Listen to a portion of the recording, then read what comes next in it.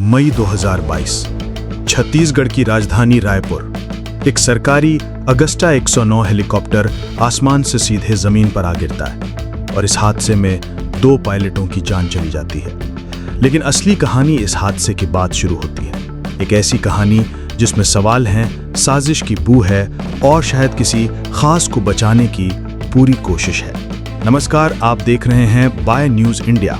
आज हम उस अगस्टा हेलीकॉप्टर क्रैश की बात करेंगे जिसने न सिर्फ 2 पायलटों की जान ली बल्कि अब एक बड़ा सवाल भी खड़ा कर दिया है। क्या छत्तीसगढ़ के पूर्व मुख्यमंत्री भूपेश बघेल ने जानबूझकर इस मामले को दबाने की कोशिश की? डीजीसीए यानी directorate general of civil aviation की 136 पन्नों की रिपोर्ट साफ कहती है ये सिर्फ एक तकनीकी गड़बड़ी नहीं थी बल्कि यह इंसानी लापरवाही और सरकारी सिस्टम की नाकामी का एक खतरनाक नतीजा था। हेलीकॉप्टर का मेंटेनेंस रिकॉर्ड गायब था। टेल रोटर की एक्सपायरी डेट निकलने के बाद भी उड़ान भरी जा रही थी। एक और सरकारी विमान B-200 पहले से ही खराब पड़ा था। पिछले 5 सालों से कोई बड़ी ऑडिट रिपोर्ट ही नहीं आई थी। लेकिन जब डीजीसीए की ये रिपोर्ट राज्य सरकार को सौंपी गई तो क्या हुआ? रिपोर्ट को ठंडे बस्ते में डाल दिया गया। किसी भी अधिकारी पर कोई कार्रवाई नहीं हुई, न कोई एफआईआर लिखी गई, न किसी की जवाबदेही तय हुई। सूत्रों की माने तो इस रिपोर्ट में एक ऐसा नाम था जो उस समय के सरकार के बहुत करीब था। एक ऐसा नाम जिस पर अगर कार्रवाई होती तो सवाल सीधे मुख्यमंत्री दफ्तर तक पहुंचते। पूर्व मुख्यमंत्री भूपेश बघेल पर यह सीधा आरोप है कि उन्होंने न सिर्फ इस रिपोर्ट को नजरअंदाज किया बल्कि पूरे मामले को चुपचाप फाइलों में दफन करने की कोशिश की। अब सवाल ये उठता है कि क्या 2 पायलटों की जान इतनी सस्ती थी? क्या किसी करीबी को बचाने के लिए जिम्मेदार लोगों को बख्श दिया गया?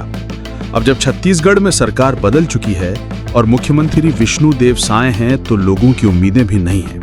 जनता ये जानना चाहती है कि क्या अब इस रिपोर्ट की फाइलें दोबारा खोली जाएंगी?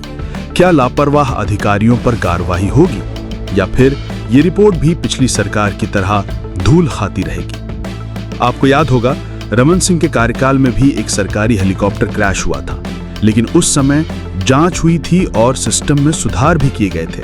वहीं बघेल सरकार में हादसा भी हुआ और कार्रवाई की जगह मामले पर चुप्पी का पर्दा डाल दिया गया। डीजीसीए की रिपोर्ट साफ कहती है कि अगर इन गलतियों को सुधारा नहीं गया तो ऐसे हादसे दोबारा हो सकते हैं। इसका मतलब है कि अगस्ता जैसी और दुर्घटनाएं कभी भी हो सकती हैं। तो अब सवाल सीधे जनता का है, क्या ये सिर्फ एक हादसा था या इसे दबाने की कोई साजिश थी? क्या सरकार ने जानबूझकर किसी की गलती पर पर्दा डाला? और सबसे बड़ा सवाल, भूपेश बघेल किस करीबी को बचाना चाहते थे? हमें लगता है कि ये सिर्फ एक हादसे की रिपोर्ट नहीं है, ये हमारे सिस्टम में लगे घुन की रिपोर्ट है।